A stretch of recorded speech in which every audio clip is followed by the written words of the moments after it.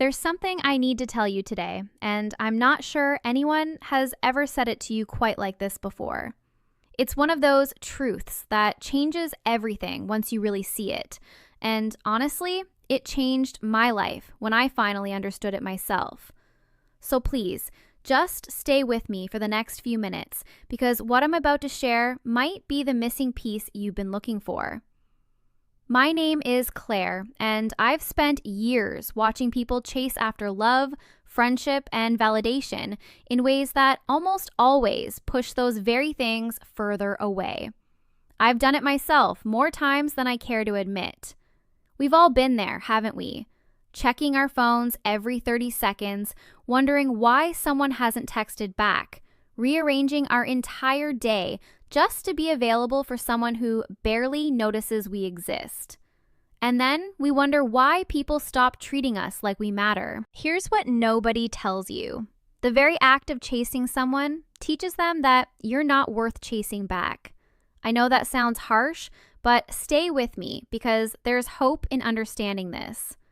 When you're always available, always saying yes, always the one reaching out first, you're accidentally training people to see you as ordinary. Not because there's anything wrong with you, but because human beings are wired to value what feels rare and special. It's just how we're built. Think about anything in your life that you treasure. Maybe it's a piece of jewelry from someone you love, or a photograph from a moment you can never get back, or even just a quiet morning before the world wakes up. What makes those things special isn't just what they are, it's that they're limited. They're not everywhere all the time. And the same psychology applies to how people see us. When we make ourselves too available, too predictable, too eager, we accidentally remove the very thing that makes connection exciting. Now, before you think I'm telling you to play games or be cold, let me be crystal clear. This isn't about manipulation. This isn't about pretending you don't care when you do. This is about something much deeper and more beautiful. It's about learning to build a life so full and meaningful that you don't need anyone else's attention to feel whole. It's about becoming someone who enjoys connection, but doesn't desperately need it to survive. And that shift, that one internal shift, changes absolutely everything. I want you to imagine two different people for a moment. The first person is lovely, kind, and generous, but they're always texting first. They drop everything whenever someone calls. They bend over backward to make plans work, even when it's inconvenient. They're constantly checking their phone, waiting, hoping for a response that validates them. They give and give and give, and they can't understand why people seem to take them for granted. Now, imagine a second person. This person is also kind and caring, but there's something different about them. They have their own world. They're working on goals that matter to them. They enjoy your company, but they're also perfectly content alone. When you're with them, you feel like you have their full attention, but you also sense that they don't need you to complete them. They're already complete.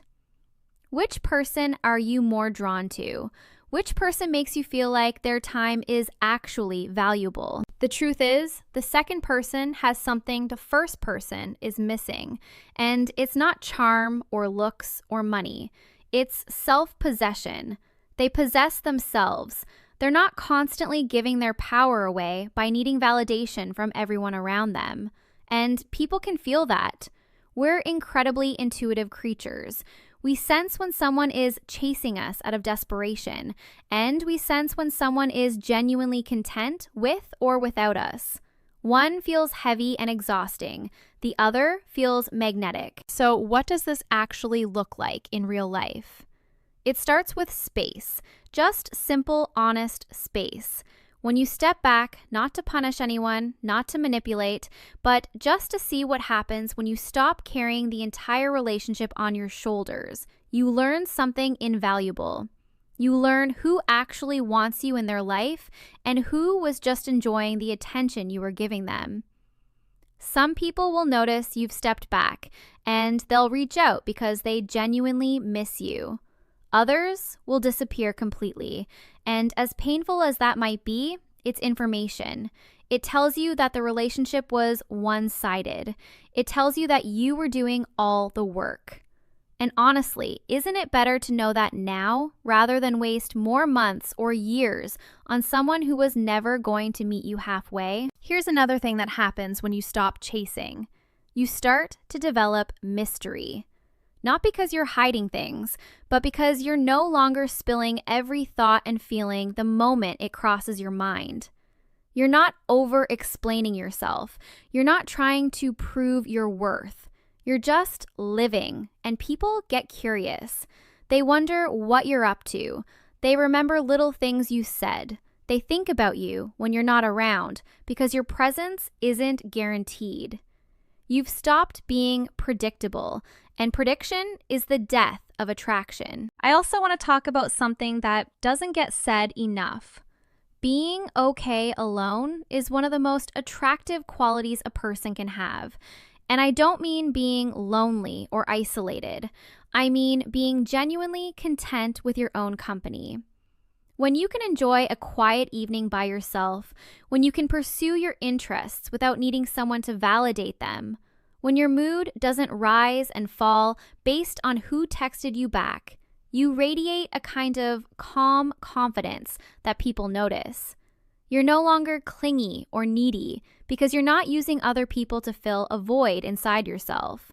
You've learned to fill it yourself. This is where purpose comes in. The most magnetic people I know are the ones who have something they're working toward. They're learning a new skill, building a business, creating art, improving their health, deepening their character. They have direction. And when you have direction, you stop obsessing over whether someone likes you because, frankly, you have better things to do. You're not sitting around waiting for a text. You're too busy building a life you're proud of. And here's the beautiful irony in all of this. The moment you stop chasing attention is often the exact moment people start giving it to you. Not because you tricked them, but because you genuinely changed. You stopped being someone who needs validation and became someone who's simply worth knowing. Your energy shifted. Your desperation disappeared. You started showing up differently in the world, and people responded to that. Let me ask you something, and I really want you to think about this. If you stopped reaching out first to everyone in your life, who would actually reach out to you? Who would notice you were gone? Who would make the effort? That's not a depressing question. It's a clarifying one. The answer tells you where to invest your energy and where to gracefully let go. I know this might feel uncomfortable. It might feel like I'm asking you to care less, but I'm not. I'm asking you to care more about yourself. I'm asking you to stop abandoning yourself in the pursuit of other people's approval. I'm asking you to remember that your time, your energy, your presence, these are gifts, not obligations. And gifts are only special when they're given freely, not desperately thrown at people, hoping they'll finally see your worth. You are valuable right now, exactly as you are, whether anyone notices or not. And the moment you truly believe that, everything changes. You stop chasing because you realize you don't have to. You start living because you remember that's what you're here to do. And the people who are meant for you, the ones who will truly appreciate you, they'll show up. Not because you convince them, but because they recognize something real. So here's my challenge for you. For the next week, just stop chasing. Stop being the one who always texts first, always makes plans, always tries to keep things going. Just live your life. Work on yourself. Do things that make you happy. See what happens. See who notices. See how it feels to finally put yourself first. I think you might be surprised. Thank you for being here with me today. I genuinely hope this helped you see something differently. Let me know in the comments what you think, and I'll see you next time.